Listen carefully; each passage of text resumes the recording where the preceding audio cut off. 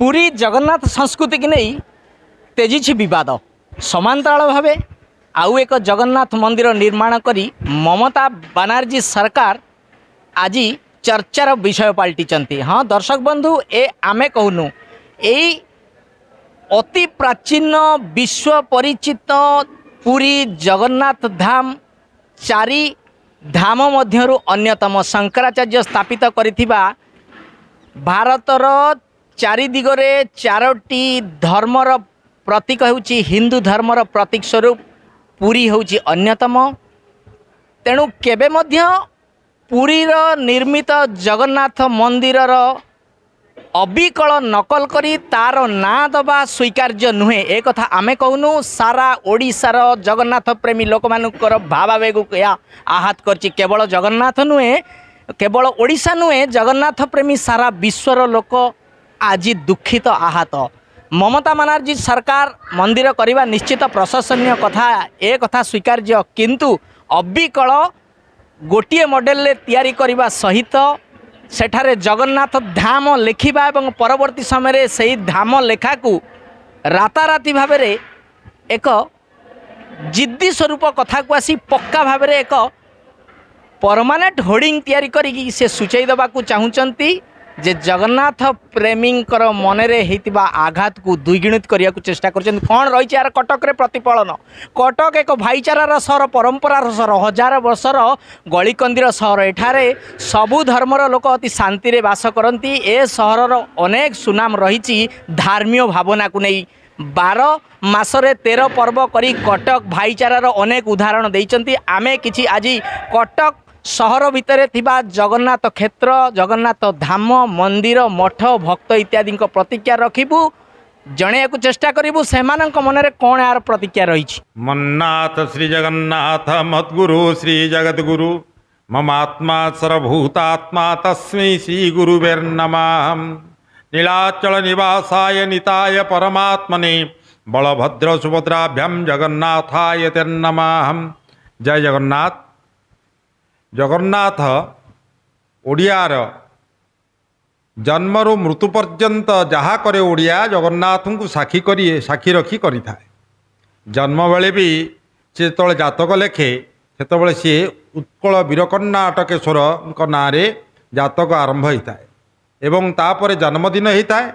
जन्मदिन रे भी महाप्रभु को साक्षी रखी से सत्यनारायण पालाटीए करता है एवं तापर विवाहघर होता है। से विवाहघर भी जगन्नाथ को साक्षी रखी महाप्रसाद निर्बंधटीए करिथा है एवं परवर्ती मुहूर्त तार जो मांगलिक कार्य विवाह संपन्न होता है से भी जगन्नाथ को प्रथम निमंत्रण देता है।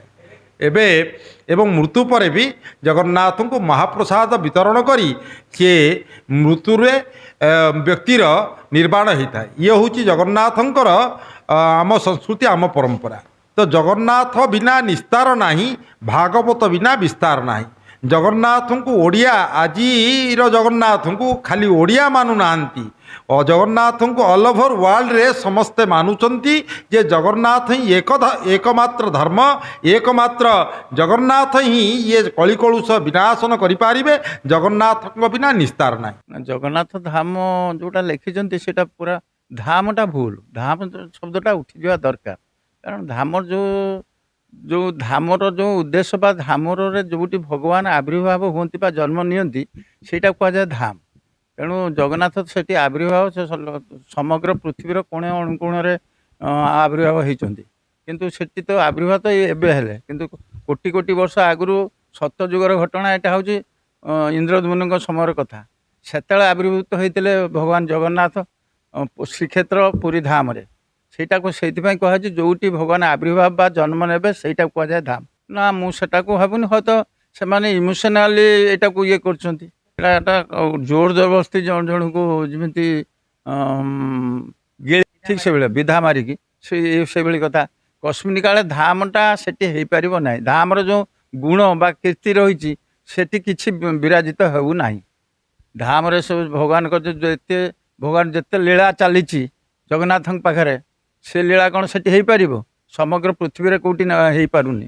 तेणु धाम केमी देव एटा हाँ तो सरकार हो लोक मान ये अभ्यास अनुजाई कराई। एटा को बेंगली मान को ये ଛୁଆ ବେଳ को पुराण अमलर ब्रह्म वैवर्त पुराण अमलर स्कंद पुराण अमलर आज्ञा नमस्ते अनंताय सहस्र मूर्ते सहस्र पादा कि शिरु भावे सहस्र नामने पुरुषाय शाश्वते सहस्र कोटि जुग धारिणी नमो नमः से को कालरू आज्ञा से पुरी पुरी जगन्नाथ धाम हूँ आम मुख्य धाम आज्ञा जगन्नाथ धाम कहले पुरी की बुझा जाए आउ सी जब जगन्नाथ धाम आउ गोटे कौटी सृष्टि करदे गोटे गोटे बाचलामीर परिचय आज्ञा जदि आम चाहे गोटे कलिकता कालीघाट ये सृष्टि करूँ लिलुआ भद्रेश्वर वैद्यवाटी नदिया नवद्वीप मायापुरी सब आम ये सृष्टि करूँ यहाँ आमर भी बाचलामी हो जापे किंतु धाम कहले जगन्नाथ धाम पुरी आज्ञा पुरुषोत्तम जो क्षेत्र होची से गोटे आज्ञा से पुरी श्रीक्षेत्र पुरी आउ कौटी आज्ञा श्रीक्षेत्र को भी व्यवहार करें जगन्नाथ धाम व्यवहार करें यहाँ ममता दीदी गोटे बाचलामी आज्ञा से निजे निजे को बुझी पार ना प्रकृति सृजनशीलता सहनशीलता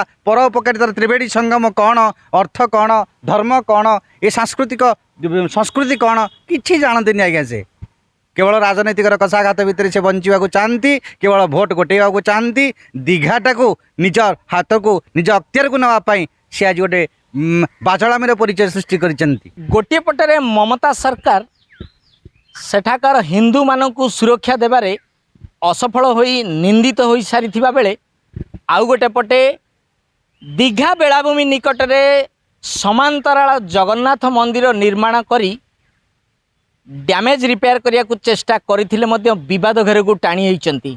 हाँ दर्शक बंधु प्रतिक्रिया शुणिले आपण कटक रे थिबा विभिन्न मठ मंदिर महंत भक्तगण एवं जगन्नाथ प्रेमींकर तीव्र प्रतिक्रिया देखा देइछि कटक रे एथिपई जगन्नाथ धाम अर्थात एक और अद्वितीय जहाँकि पुरी ठारे अवस्थित से जगन्नाथ धामर से जो पुरी श्रीमंदिर गोटिए जगन्नाथ धाम गोटिए और अद्वितीय तार बेलाभूमि गोटिए जहाँ को कहते महोदधि से मध्य गोटिए श्रीमंदिर मध्य एक और अद्वितीय शरधा बाली मध्य अद्वितीय एक जहाँ कि पुरी ठारे अवस्थित ताकू केबे द्वितीय रूप दिया जाई न पारे। हाँ ए कथा भिन्न जे मंदिर निर्माण में कौन आपत्ति नहीं मात्र सेठारे नामकरण करा जाइथिबा जगन्नाथ धाम धाम एक विशेष शब्द जहाँकि एक निर्दिष्ट विषय को नहीं उल्लेख करा जाए जहाँकि पुरी रे आविर्भूत होइतिबा जगन्नाथ महाप्रभु को कारण ता नाम धाम रखाई जहाँ विशेषज्ञ गवेषक कहले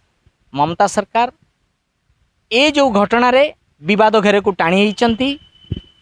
गत दिन मानकरे ओडिशार आईन मंत्री जो बयान थिला जे आमे आवश्यक पड़े या आईनगत दिग को विचार करूँ ममता सरकार को विरुद्ध रे ए प्रकार घटना कहला परे मध्य ममता सरकार गत काली तांकर लागिथिबा अस्थायी होर्डिंग को काटी दे स्थायी भाव में लिखिचंती जगन्नाथ धाम अर्थात कोट ना कोटी ममता सरकार ए जो विवादपूर्ण धार्मीय मनोवृत्ति हिंदू भावना को आहत करिछि जगन्नाथ प्रेम को दुख देइछि परवर्ती समय रे यह कौन रूप नेब आमर सेतिपति नजर रहिबो।